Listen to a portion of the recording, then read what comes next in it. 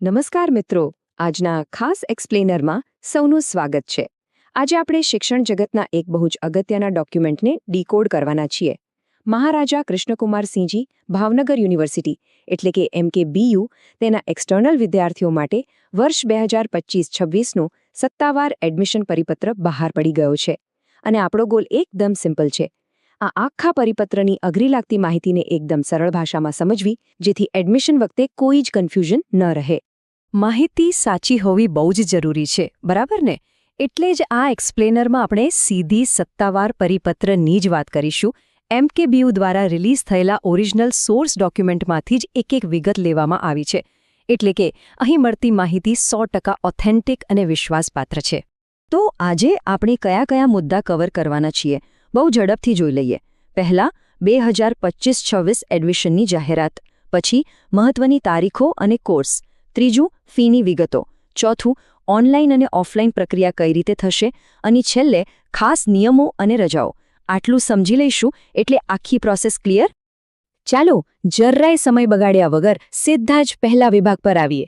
Admission 2025-26ની સત્તાવાર જાહેરાત. આખી પ્રક્રિયાનું સૌથી પહેલું અને મહત્વનું પગથિયું સંપૂર્ણ ડિજિટલ છે. એક લિંક ખાસ નોંધી લેવા જેવી છે: mkbhavani.icrp.in/erp. પ્રવેશ ફોર્મ ભરવા માટે ફક્ત ને ફક્ત આ જ સત્તાવાર પોર્ટલનો ઉપયોગ કરવાનો છે. કોઈપણ બિનસત્તાવાર લિંક પર જવાનું ટાળવું જોઈએ, કારણ કે આખી સફરની શરૂઆત બિલકુલ અહીંથી જ થાય છે. હવે આગળ વધીએ બીજા વિભાગ તરફ. આમાં આપણે જોઈશું મહત્વની તારીખો અને કોર્સ, એટલે કે આખી પ્રક્રિયા કોના માટે છે અને ક્યારે પૂરી કરવાની છે. અહીંયા સમય ખરેખર બહુ જ ઓછો છે. ઓનલાઈન અરજી કરવાની શરૂઆત 18મી મેથી થાય છે અને છેલ્લી તારીખ 5મી જૂન છે. આ વિન્ડો બહુ જ સાંકડી છે. માત્ર ગણતરીના દિવસો જ મળે છે. આપણે જાણીએ છીએ કે છેલ્લી ઘડીએ સર્વર ડાઉન થવાની કે ટેકનિકલ પ્રોબ્લેમ આવવાની શક્યતા પૂરેપૂરી હોય છે. એટલે વહેલી તકે ફોર્મ ભરી દેવું જ સૌથી બેસ્ટ રહેશે. હવે સવાલ એ થાય કે કોણ અરજી કરી શકે? આ લિસ્ટ બહુ ક્લિયર છે. 2 વર્ગો છે: નવા એડમિશન અને રિપીટર. નવા પ્રવેશ માટે SY અને TY BA, SY અને TY BCom તથા MA અને MComના બીજા વર્ષના વિદ્યાર્થીઓ જ પાત્ર છે. જ્યારે રિપીટર માટે FY, SY અને TY BA અને BCom તેમજ MA અને MComના પહેલા અને બીજા બંને વર્ષનો સમાવેશ થાય છે. આ તફાવત મગજમાં એકદમ ક્લિયર હોવો જોઈએ. ત્રીજો વિભાગ, જે કદાચ સૌથી અગત્યનું છે, એડમિશન ફીની વિગતો અને આર્થિક માળખું. અંડરગ્રેજ્યુએટ અને પોસ્ટ ગ્રેજ્યુએટ કોર્સ માટે ફી અલગ અલગ છે. BA અને BComમાં નવા એડમિશન માટે ₹2,750 અને રિપીટર માટે ₹800 ફી છે. જ્યારે માસ્ટર્સ ડિગ્રી એટલે કે MA અને MComમાં નવા પ્રવેશ માટે ₹3,150 અને રિપીટર માટે ₹1,000 ફી નક્કી કરવામાં આવી છે. કોર્સ અને સ્ટેટસ પ્રમાણે ફીમાં સારો એવો તફાવત જોવા મળે છે. પણ અહીં એક ખાસ રાહત પણ છે. 20%નો આંકડો બહુ મહત્વનો છે. SC અને ST કેટેગરીના વિદ્યાર્થીઓ માટે નવા પ્રવેશની રજિસ્ટ્રેશન ફીમાં પૂરેપૂરા 20%ની માફી આપવામાં આવી છે. શિક્ષણને વધુ લોકો સુધી પહોંચાડવા માટે આ ખરેખર એક જબરદસ્ત પગલું છે. જે વિદ્યાર્થીઓ આ કેટેગરીમાં આવે છે તેમને આનો લાભ અચૂક લેવો જ રહ્યો.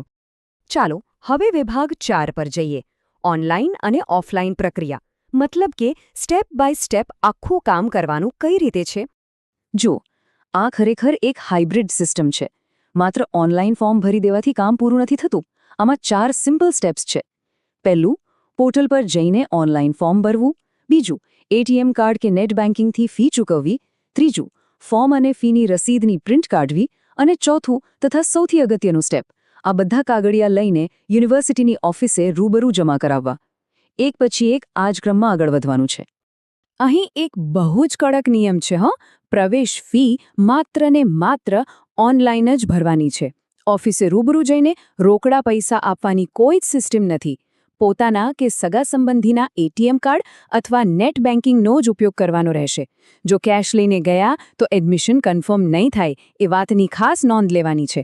તો પછી રૂબરૂ કયા કાગળિયા લઈને જવાના છે? લિસ્ટ એકદમ શોર્ટ એન્ડ સ્વીટ છે. પ્રિન્ટ કરેલું પ્રવેશ ફોર્મ, ઓનલાઈન ફી ભર્યાની રસીદ, આધાર કાર્ડની ઝેરોક્સ અને વેરિફિકેશન માટે બધા જ ઓરિજિનલ સર્ટિફિકેટ્સ. જો આમાંથી એક પણ કાગળ ખૂટ્યો તો આખી પ્રોસેસ અટકી જશે. માટે ફાઇલ બરાબર ચેક કરી લેવી. અને હવે છે છેલ્લો 5મો વિભાગ, ખાસ નિયમો અને રજાઓ. અમુક એવી મર્યાદાઓ જે ધ્યાન ન રાખીએ તો યુનિવર્સિટી સુધીનો ધક્કો માથે પડી શકે. આ એક મોટું એલર્ટ છે. જે વિદ્યાર્થીઓનો સ્ટડી સ્પેન પીરિયડ એટલે કે અભ્યાસ માટેનો મહત્તમ સમયગાળો પૂરો થઈ ગયો છે એ લોકો આ એડમિશન માટે બિલકુલ પાત્ર નથી. આ નિયમમાં કોઈ જ બાંધછોડ નથી. એટલે ફોર્મ ભરતા પહેલાં જ ચેક કરી લેવું જરૂરી છે કે સમયગાળો હજુ બાકી છે કે નહીં. બીજું એ કે ઓફિસે ક્યારે નથી જવાનું. યુનિવર્સિટીનું કાર્યાલય બીજા અને ચોથા શનિવારે, બધા જ રવિવારે અને કોઈ પણ જાહેર રજાના દિવસે બંધ રહેશે. એટલે ઘરેથી નીકળતા પહેલાં કેલેન્ડરમાં વર્કિંગ ડે છે કે નહીં તે ખાસ જોઈ લેવું, જેથી ખાલી હાથે પાછા આવવાનો વારો ના આવે. તો ફાઇનલી આ બધી દોડધામ ક્યાં જઈને પૂરી થશે? ફોર્મ જમા કરાવવાનું એડ્રેસ છે external studies department, university new office building, Gaurishankar lake road પાસે, ભાવનગર. બસ આ જ જગ્યાએ ફોર્મની ચકાસણી થશે અને એડમિશન પાક્કું થશે. શિક્ષણથી પ્રગતિ થાય એ વાત 100% સાચી. પણ ક્યારે? જો અરજી સમયસર જમા થાય તો જ. ડેડલાઇન બહુ જ નજીક છે. તો વિચારવા જેવો પ્રશ્ન એ છે કે શું જૂનની એ અંતિમ ડેડલાઇન પહેલાં આપણું આ ફોર્મ જમા થઈ જશે ખરું? આજના આ એક્સપ્લેનરમાં બસ આટલું જ. આખી પ્રક્રિયા માટે ખૂબ ખૂબ શુભેચ્છાઓ. સબસ્ક્રાઇબ, લાઇક, શેર કરો.